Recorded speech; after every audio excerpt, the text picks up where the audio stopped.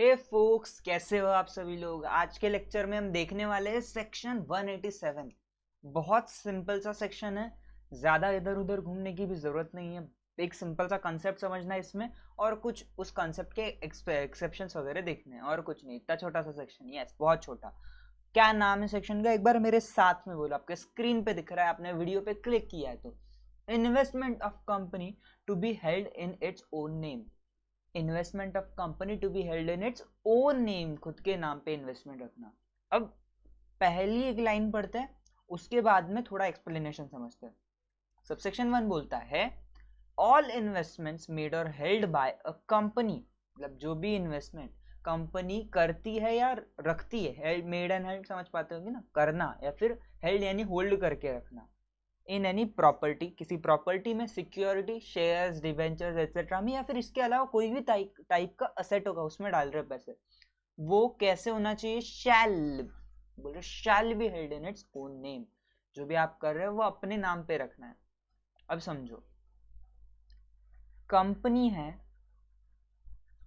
अगर ये इन्वेस्टमेंट करती है तो इन्वेस्टमेंट इसकी बैलेंस शीट पे दिखना चाहिए, खुद के नाम पे है। इस लाइन का सिंपल सा मतलब, ये जो इन्वेस्टमेंट है ये बेनामी ट्रांजैक्शन नहीं होना चाहिए। बेनामी ट्रांजैक्शन क्या होता है सर, मतलब काम तो कंपनी ही कर रही है बट किसी के थ्रू इलीगल तरीके से, मतलब इलीगल ट्रांजैक्शन हो रहा है। ऐसा कुछ तो भी इन्वेस्टमेंट कर रही है जो लोगों को पता नहीं चलना चाहिए कि कंपनी ने किया है, बट करना तो है। लेकिन फिर किसी ऐसे बंदे के थ्रू करवा लो, मतलब किसी और के नाम पे वो दे दो। मान लो एक एग्जांपल देता हूं मैं, अगर इसको अच्छे से और एक समझना है।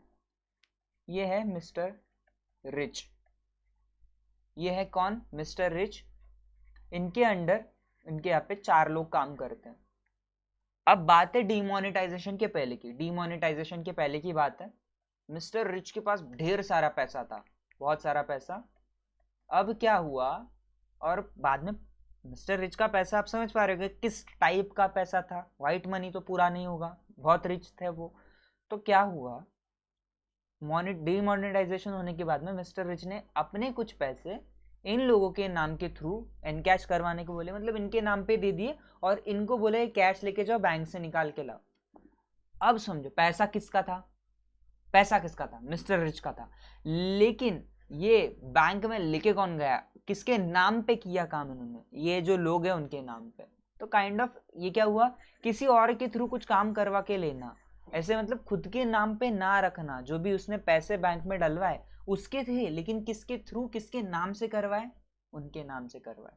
तो ऐसा ही बेनामी ट्रांजैक्शन नहीं करना है, और किसी भी प्रॉक्सी वगैरह ऐसा कुछ करके कंपनी ने अपनी इन्वेस्टमेंट नहीं रखनी, प्रॉक्सी नॉमिनी कुछ नहीं करना है, उन्होंने बोला। ओके, बहुत सिंपल सा पॉइंट, आई थिंक आपको समझा होगा। मतलब सिंपल भाषा में इलीगल काम मत करो यार, सही से। बट सुनो, उन्होंने एक एक्सेप्शन दिया, प्रोवाइडेड दैट कंपनी में hold any share in its subsidiary company in the name of any nominee और नॉमिनीज ऑफ कंपनी। ये बोल रहा है, सुनो, कंपनी शेयर्स होल्ड कर सकती है सब्सिडरी कंपनी के अपने किसी नॉमिनीज के नाम पे, if it is necessary to do so, अगर जरूरत पड़े तो। क्यों जरूरत पड़ सकती है, इन्होंने जरूरत भी बताई कौन सी। ऐसा नहीं हमको कभी भी लगेगा कि अरे यार जरूरत, थोड़ी हमको जरूरत है, अरे नहीं भाई साहब, जरूरत ये हमें बताएंगे। To ensure that the number of members of subsidiary company is not reduce below the statutory limit. देखो, अब ये जो हमारी एक सब्सिडरी है मान लो, अब अगर ये प्राइवेट कंपनी है तो इसमें 2 लोग चाहिए कम से कम, और अगर ये पब्लिक कंपनी है तो कम से कम कितने लोग चाहिए, 3 3। ऐसे लफाचा मारेंगे, 7 लगता है भाई साहब, 7 होने चाहिए, 7। 3 तो डायरेक्टर होते हैं। सब्सिडरी हमारी मान लो, और ये है हमारी मयूर लिमिटेड। मयूर लिमिटेड है, इनकी एक सब्सिडरी है जिसमें इतने लोग हैं। अब मान लो मयूर लिमिटेड की एक कंपनी है सब्सिडरी, और सुनना, मयूर लिमिटेड की सब्सिडरी में प्रॉब्लम है क्या, कि मयूर लिमिटेड जो शेयर्स इसमें होल्ड करती है उसमें एक प्रॉब्लम ये है कि इसको इंश्योर करना है कि जो नंबर ऑफ मेंबर है वो लिमिट के नीचे ना जाए। मान लो इसके पास मेंबर प्राइवेट है, मान लो एग्जांपल में हम प्राइवेट लेते हैं, मयूर लिमिटेड तो है इसमें इन्वेस्ट कर रहा है, ओनली 1 शेयर होल्डर अभी मयूर लिमिटेड। बट अगर कंपनी चाहे कि वो नंबर बढ़ाना है तो किसी नॉमिनी को अपॉइंट कर सकती है। कंपनी क्या करेगी, नॉमिनी को अपॉइंट करेगी और उस नॉमिनी के नाम पे शेयर्स होल्ड करेगी, ताकि कंपनी की जो लिमिट है, क्या है लिमिट स्टैट्यूटरी 2 की, 2 मेंबर्स कम से कम चाहिए, वो क्या हो पाए, फुलफिल हो पाए। अब इन्होंने भले ही लिख के नहीं दिया है सेक्शन में, भले ही इन्होंने ये लिख के नहीं दिया है कि ये सिर्फ सब्सिडी भले ही बोला है, बट आप समझो, अगर ये आपको ये देख के लग नहीं रहा कि अगर इसमें सारे शेयर्स कंपनी ही होल्ड कर रही है और लिमिट से नीचे जा रहा है अगर, और कोई और शेयर होल्डर्स नहीं है, तो आई थिंक ये होली ओन्ड सब्सिडरी है। होली ओन्ड क्योंकि कंपनी का ही पैसा लगा है और कंपनी ही बाकी लोगों को नॉमिनी अपॉइंट कर रही है ताकि वो लिमिट बनी रहे, तो ये होली ओन्ड सब्सिडरी होगी। आई थिंक ये भी पॉइंट समझा होगा। नाउ अगले पॉइंट्स बहुत सिंपल। अब देखना, nothing in this section shall be deemed to prevent a company. ये बोल रहा है कंपनी को इन कामों से हम नहीं रोकेंगे। अरे क्या काम है भाई साहब, कुछ नहीं, छोटे मोटे काम है। देखना, from depositing with a bank, जो कि बैंकर है कंपनी का, from depositing share security for collecting dividend interest payable thereon. देखो मैंने यहाँ पे एग्जाम्पल लिख के दिया है। देखो ये हमारी कंपनी है, ये बैंकर है कंपनी का, बैंकर मतलब बैंक, कंपनी जिस कंपनी का अकाउंट जिस बैंक के पास में, ऐसा काइंड ऑफ बोल लो, या फिर कंपनी के मेन ट्रांजैक्शन करने के लिए। मान लो कंपनी का 5-6 बैंक में अकाउंट है सब, नहीं, banker as an designated banker, कि इसको हम मेन बैंक बनाते हैं अपना। मान लो आपके 4-5 अकाउंट है, फोन पे पे आप एक करते हो ना प्राइमरी अकाउंट करके, जिसपे आपके पैसे अगर किसी ने फोन पे भेजे आपके नंबर पे, तो उसी नंबर पे आएंगे एज एन उसी जो प्राइमरी बैंक सेट की है। अगर नहीं पता है तो मैंने बता दिया। तो काइंड ऑफ डेजिग्नेटेड बैंकर ऐसा समझो, कंपनी के ट्रांजैक्शन मेनली उस बैंक है ऐसा। तो कंपनी क्या कर सकती है, डिपॉजिट कर सकती है जो भी उसके शेयर्स है। कंपनी ने कहीं किसी कंपनी के, मयूर लिमिटेड ने एबीसी लिमिटेड के शेयर्स परचेस किए थे या फिर डिवेंचर्स परचेस किए थे। अब भाई साहब मुझे डिविडेंड इंटरेस्ट उस पर, अरे कोई भी हो सकता है, डिवेंचर पे इंटरेस्ट आएगा, शेयर्स प्रेफरेंस हो या इक्विटी हो, मुझे क्या मिलने वाला है, डिविडेंड। अब सुनना, मेरे को ये डिविडेंड वगैरह कलेक्ट करना है, तो मैं क्या कर सकता हूँ, अपने जो शेयर्स है बस बैंक के पास डिपॉजिट कर सकता हूँ for the purpose of receiving collection of interest and dividend. अब बैंक क्या अपने पास रखेगा, मतलब एज एन अपने पैसे में नहीं, मेरे यानी कंपनी के अकाउंट में, मयूर लिमिटेड। सिंपल सा पॉइंट था, I think you got it. अब दूसरा, डिपॉजिटिंग और ट्रांसफरिंग और होल्डिंग। डिपॉजिट करना, ट्रांसफर करना या होल्ड करना in the name of SBI और शेड्यूल बैंक।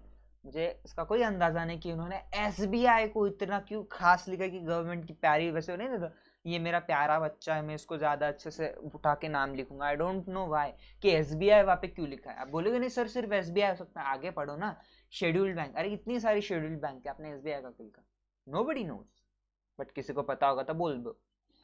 डिपॉजिट करना, ट्रांसफर करना या होल्ड करना in the name of scheduled bank, जो कि कंपनी का बैंकर है, share security in order to facilitate transfer thereof. नीचे भी एक पॉइंट है वो भी पढ़ेंगे, बट एक बार ये देख लेते हैं। सुनो, this section shall not prevent from depositing, transferring और holding securities in the name of company's banker to facilitate transfer of security. अब सुनना, अब ये कंपनी है,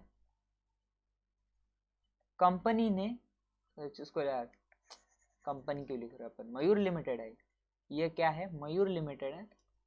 इसने एबीसी लिमिटेड के शेयर्स जो है परचेस किए थे, कितने, मान लो मेरे पास इसके शेयर्स थे 100 शेयर्स से। अब मयूर लिमिटेड वांट्स की इसके, मुझे ये शेयर्स बेचने, किसी काम के शेयर्स नहीं, I want to sell these 100 shares. अगर मुझे ये 100 शेयर्स बेचने तो मैं क्या कर सकता हूँ, इन शेयर्स को अपनी बैंक, मेरी जो भी बैंक है शेड्यूल्ड बैंक, लेकिन बहुत सारी बैंक शेड्यूल्ड होती है, तो अपनी शेड्यूल्ड बैंक के पास क्या करूँगा, डिपॉजिट वगैरह जो भी उन्होंने वर्ड्स लिखे थे, क्या कहते हैं, डिपॉजिट, ट्रांसफर और होल्डिंग, डिपॉजिट, ट्रांसफर या होल्ड बैंक के नाम पे करवा सकता हूँ इन द नेम ऑफ उस बैंक के नाम पे कर देंगे। और बैंक क्या कर सकता है, ये क्या होगा, ये बैंक मुझे सर्विस दे रहा है कि आपका जो ये शेयर ट्रांसफर का काम है मैं करके देता हूँ, शेयर मेरे नाम पे करवा दो बस, ओके। तो बैंक क्या करेगा, ये सेल या transfer, what ever the case में भी, सेल करना है ट्रांसफर करना है, ये क्या करेगा, ट्रांसफर करेगा टू सर्टेन पर्सन, ओके, कर सकते हैं। Now this has been taken care of. इसका अगला पॉइंट यानी प्रोविजो पढ़ते हैं। चलो प्रोविजो क्या कहना चाहता है? Provided that if within 6 months from the date on which share security transferred by company to or are first held by company in the name of bank, no transfer of such shares or security takes place। मतलब 6 महीने के अंदर transfer वगैरह हुआ नहीं है। 6 महीने कब से? जिस दिन से आपने वो बैंक के नाम पे रखवाए हैं या फिर ट्रांसफर किए हैं या फिर होल्ड किए, वॉट एवर द केस में भी, अगर 6 महीने के अंदर ट्रांसफर नहीं हुआ तो no the company shall as soon as practicable, जितनी जल्दी हो पाए, after expiry of 6 months have the shares or security transferred to it from SBI or scheduled bank or as the case may be, again hold the shares or securities in its known name। खुद के नाम पे। अरे कि मतलब क्या कहना चाहते हो सर? इतना बड़ा पैराग्राफ मैंने बैंक के पास दिया तो भाई साहब ए बैंक शेड्यूल बैंक उतना ट्रांसफर करके देना। मैं बैठा हुआ हूँ, बैंक ट्रांसफर करेगा, बैंक ट्रांसफर करेगा, बैंक ट्रांसफर, बैंक भाई साहब मस्ती में, बैंक ने 6 महीने में ट्रांसफर नहीं किया, मतलब एज इन ऐसा जानबूझ के नहीं, करने के लिए मिला नहीं कोई, वॉट एवर द केस में 6 महीने के अंदर ट्रांसफर हुआ नहीं तो कंपनी का काम है 6 महीने होने के बाद में, 6 महीने कब से गिनने? जिस दिन बैंक के नाम पे करवाया था, 6 महीने उस दिन से गिनने नहीं हुआ। जितना जल्दी हो पाए 6 महीने के अंदर बैंक मेरे नाम पे वापस करवा के दे, मतलब खुद के नाम पे शेयर्स वापस लेने, दैट्स इट, सिंपल सा पॉइंट है। तीसरा point, from depositing with transferring to any person any share security by way of security for repayment of loan advance to company or for the performance obligation undertaken by। सुनो क्या हुआ, अब सुनना, ये है मयूर लिमिटेड, ये है PQR लिमिटेड। ओके, अब क्या हुआ, इसने मुझे लोन दिया है ₹10 लाख। अब ना क्या हुआ, PQR लिमिटेड बोल रहे मयूर लिमिटेड तेरे शेयर्स बहुत अच्छे, मेरे को सिक्योरिटी में कुछ और मत दे, तेरे ये शेयर्स है ना, मैं तेरे को 10 लाख रुपए दूंगा। तो मैंने क्या किया, एज अ सिक्योरिटी अपने जो शेयर्स है वो उनके यहाँ पे रखवा दिए। मैंने उनको बेचे नहीं है, I have done what, deposit किए या फिर ट्रांसफर किए, जस्ट उनको as a security for repayment. Security shares को क्या किया, for repayment of loan. Okay, loan के रीपेमेंट के लिए मैंने बोला है कि ये मैं तुम्हारे यहाँ पे रख देता हूँ, जैसे नहीं मॉर्गेज वगैरह करवाते हैं अपन, लोन रीपेमेंट करने तक ये मेरी प्रॉपर्टी आपके यहाँ पे रहेगी, इसके वगैरह उस टाइप की चीज़ है। अगर मैंने पैसे नहीं दिए तो PQR लिमिटेड मेरे शेयर्स मार्केट में बेच के पैसा रिकवर कर लेगा, व्हाट एवर द केस में। ओके, या फिर परफॉर्मेंस ऑब्लिगेशन। परफॉर्मेंस ऑब्लिगेशन मतलब काम करना। अभी इन्होंने पैसे दिए, ये क्या हुआ, लोन हुआ। परफॉर्मेंस ऑब्लिगेशन मतलब फॉर एग्जाम्पल मैं आपको बताता हूँ, मैं बहुत बड़ा आर्टिस्ट हूँ, मान लो आपने मेरे पास आए, मुझे पैसे दिए और मुझे बोला मुझे ड्राइंग निकाल के दो, मेरे मतलब पोर्ट्रेट निकाल के दो। मैंने बोला ठीक है करके देता हूँ, 4 दिन रुको। बाद में मेरा मूड खसक गया, मैंने बोला यार मेरे को नहीं करने का, छोड़ दो। बोले पैसे, यार पैसे की क्या बात करते हो यार, भूल जाओ ना थोड़ा सा। अब मेरे पे परफॉर्मेंस ऑब्लिगेशन ये है कि अगर मैंने उनसे पैसे लिए थे, उनके पैसे मेरे पास थे, तो मेरा काम क्या था, उनकी ड्राइंग करवा के पोर्ट्रेट बना के देना। मैंने नहीं किया, बहुत मस्ती थी मेरे ऊपर, तो परफॉर्मेंस ऑब्लिगेशन मतलब मैंने ही लिया था ना भाई साहब, मैं पैसे लेता हूँ, मैं करके देता हूँ, that is why. From holding investment in the name of depository when such investment are in the form of securities held by company as beneficial owner। ये जो पॉइंट है ना, ये आप जब भी देखो, ये हूँ मैं और मान लो मेरा एक डीमैट अकाउंट है विद जो भी अपने ब्रोकर है, मान लो आप स्टॉक्स है मेरा ग्रो के साथ में, मान लो, ओके एग्जांपल, ग्रो के साथ मेरा डीमैट अकाउंट है।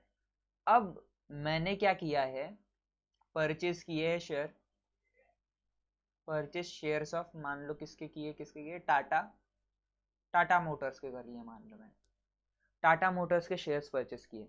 अब अगर मैं डायरेक्टली करता शेयर्स टाटा से परचेस, तो मेरे जो क्या बोलते इसको, इनका जो रजिस्टर ऑफ मेंबर है, इसमें मेरा नाम आता है, as in Mayur as shareholder, register of member में मेरा नाम आता। बट मैंने डीमैट फॉर्म में खरीदे हैं, डीमैट में मेरे शेयर्स है, मैंने ऐसे फिजिकल शेयर्स नहीं खरीदे। तो अब क्या होने वाला है, शेयर्स का मालिक मैं हूँ, शेयर्स का हकदार मैं हूँ। बट जो ये रजिस्टर ऑफ मेंबर है, क्योंकि ये डीमैट में है, डीमैट के शेयर्स का जो फिजिकल होता है वो किसके पास में होता है? डिपॉजिटरी। कंपनी जो है डिपॉजिटरी के साथ में रखता है, तो रॉम में आएगा डिपॉजिटरी का नाम। भले ही नाम उनका है बट बेनिफिशियल ओनर कौन है? बीओ। बेनिफिशियल ओनर कौन है? मयूर, यानी मैं। समझे? मतलब आपने मूवीज में देखा होगा ना, मैं बेनिफिशियल ओनर का एकदम क्विकली मतलब समझाता हूँ। ये मान लो है, ये कुछ भी मान लो, ये बॉस की सीट है, मैं क्या निकाल रहा हूँ पता नहीं, ये बॉस की सीट है, यहाँ पे गार्ड खड़ा है, ये यहाँ पे गार्ड खड़ा है, ये कोई तो भी मूवी का सीन है। अब इसमें आपको मतलब अचानक से पता चलता है कि ये बंदा एक्चुअल में बॉस है, इसने बस सिक्योरिटी, मतलब ऐसा होता है ना कि ऐसे बड़े बड़े लोगों पर डायरेक्ट अटैक हो जाता है और इसकी कोई मीटिंग होने वाली, तो इसने इसको टेम्परेरी बॉस बना के रखा, अगर मरा तो ये बंदा मरेगा और ये बॉस बच जाएगा। एज इन, अब समझो, अब भले ही ये बंदा बॉस की सीट पे बैठा है, लेकिन असली बंदा कौन है जिसके पास सारे राइट्स है, कंट्रोल सब कुछ कौन कर सकता है? ये बंदा। तो ये है बेनिफिशियल ओनर, और ये बस है ऐसा भाई, सब है बस, है इसके नाम पे है और कुछ नहीं, ये बस कन्वीनियंस के लिए वहां पे। तो वैसा ही डिपॉजिटरी होता है, कन्वीनियंस के लिए होता है डिपॉजिटरी का। असली हकदार तो, क्योंकि अगर सेल करने शेयर्स ऐसे कर सकता हूँ, खरीदने हैं कितने मैं खरीद सकता हूँ, जो चाहे मैं कर सकता हूँ। ओके ओके, खत्म।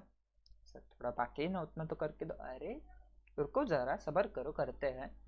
थर्ड वाला पॉइंट है, ये वाले पॉइंट के बारे में बात कर रहे हैं। Any share security which is in which investment have been made by company are not held in its own name, खुद के नाम पे नहीं है, तो company shall maintain register which shall contain particulars as may be prescribed, and such register shall be open to inspection by member debenture holder without any charge during any business hours, subject to reasonable restriction as the company may by its article or in general meeting impose। क्या point है, हम simple भाषा में समझाते हैं। ये जो दिख रहा है आपको, ये जो हमने बोला है ना कि कंपनी की सिक्योरिटीज एज इन डीमैट में है, यानी वो डिपॉजिटरी के नाम पे, एक्चुअल सिक्योरिटीज डिपॉजिटरी के नाम पे, कंपनी ने इन्वेस्टमेंट करके रखा है जो भी सिक्योरिटीज में डिपॉजिटरी के नाम पे, लेकिन कंपनी को डिविडेंड मिलने वाला है, कंपनी के जो शेयर होल्डर के राइट है वो कंपनी के राइट है। आपको पता है कंपनी, एक कंपनी दूसरी के शेयर्स खरीद सकती है, and as a shareholder वो कंपनी के राइट्स हो सकते हैं, वैसा ही पॉइंट है। तो कंपनी क्या करेगी, रजिस्टर मेंटेन करेगी ऐसी इन्वेस्टमेंट्स का, क्योंकि पता तो होना चाहिए कहाँ पे आप बेनिफिशियल ओनर हो।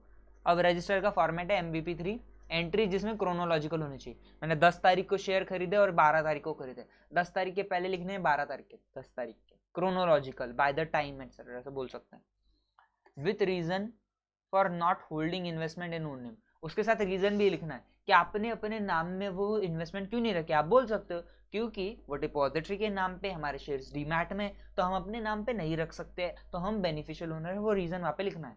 And such register shall be open for inspection. भाई साहब, मेंबर और डिवेंचर होल्डर, बस ये दो लोग, इनके अलावा कोई नहीं। ऐसा नहीं कर सकते कोई भी बंदा आके बोलेगा मुझे MBP3 दिखाओ, सिर्फ डिवेंचर और मेंबर जो है कंपनी के, वो बोल सकते हैं लाओ लाओ MBP3 दिखाओ, without charge during business hour. Without charge मतलब पैसे लिए बिना, ड्यूरिंग बिजनेस आवर्स मतलब बिजनेस आवर्स के अंदर, 9 से 6 वाला वो जो भी होता है। ओके, इंस्पेक्शन वगैरह कर सकते हैं। और फाइनल वाला पॉइंट है भाई साहब, कंपनी ने डिफॉल्ट किया इन प्रोविजंस में, मान लो कंपनी ने किया बेनामी ट्रांजैक्शन किसी इन्वेस्टमेंट का, ओ दैट्स अ बैड थिंग। या फिर कंपनी ने, मतलब ये वाला पॉइंट बताता हूँ, कंपनी ने क्या किया, नॉमिनीज अपॉइंट कर दी, उनके नाम पे शेयर्स रखे, लेकिन जरूरी नहीं था यार, सब्सिडरी कंपनी में ऑलरेडी बहुत सारे शेयर होल्डर्स थे, लिमिट का तो कोई खतरा ही नहीं था। ओ गॉट इट। तो कंपनी को फटके दो यार जल्दी से। क्या आप कितने फटके देने, तो company shall be liable to penalty कितनी, 5 लाख रुपए, और हर ऑफिसर जो कि इन डिफॉल्ट में, OID ऑफिसर इन डिफॉल्ट, होगा liable to a penalty of 50,000 rupees, 50,000 रुपए के लिए लायबल होगा। तो जल्दी से क्विक रिवीजन करते हैं और लेक्चर खत्म करते हैं।